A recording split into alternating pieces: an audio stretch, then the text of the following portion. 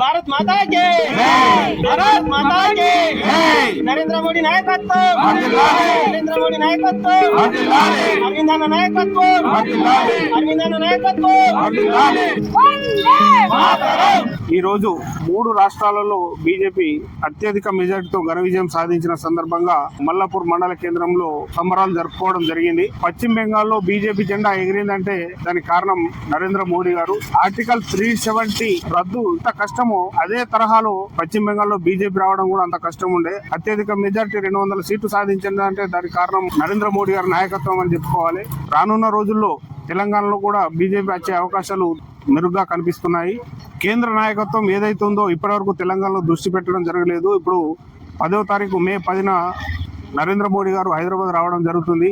ఖచ్చితంగా తెలంగాణ రాష్ట్రంలో బీజేపీ జెండా ఎగరడం ఖాయం. రానున్న ఎలక్షన్లో కాంగ్రెస్ ప్రభుత్వం ఏదైతే ఉందో వాళ్ళు ఇంకొక 2 సంవత్సరాలు మాత్రమే పరిపాలన కొనసాగుతుందని గుర్తుంచుకోవాలి. జై శ్రీరామ్. ఇప్పుడు 3 రాష్ట్రాలు బీజేపీ కైవశం చేసుకోవడం జరిగింది. దాని సందర్భంగానే ఈ రోజు మల్లాపూర్ మండల కేంద్రంలో ఇక్కడ సంబరాలు జరుపుకోవడం జరిగింది.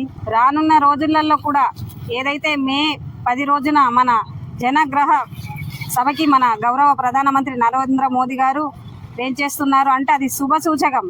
రానున్న రోజుల్లో కూడా ఖచ్చితంగా తెలంగాణలో కాషాయం జెండా ఎగురుతుందని మొదటి మెట్టుగా తను వచ్చి బలాన్ని చేకూర్చడం జరుగుతుంది. ఇదే బలంతో మన బీజేపీ కార్యకర్తలు అందరం కలిసికట్టుగా పనిచేసి తెలంగాణ రాష్ట్రంలో కూడా బీజేపీని సాధించుకునే విధంగా మనం అందరం పనిచేయాలని ఇలా జరిగిన ఎలక్షన్ల కాషాయం జెండా ఎగరేయడం జరిగింది. రానున్న రోజులలో తెలంగాణలో ఖచ్చితంగా బీజేపీ జెండా ఎగురుతుందని తెలియజేస్తూ జై శ్రీరామ్. ఒకరోజు అటల్ బిహారీ వాజ్పేయి గారు పూరా భారత్ కమల్ ఖిలేగా అని వాగ్దానం ఇచ్చిండు.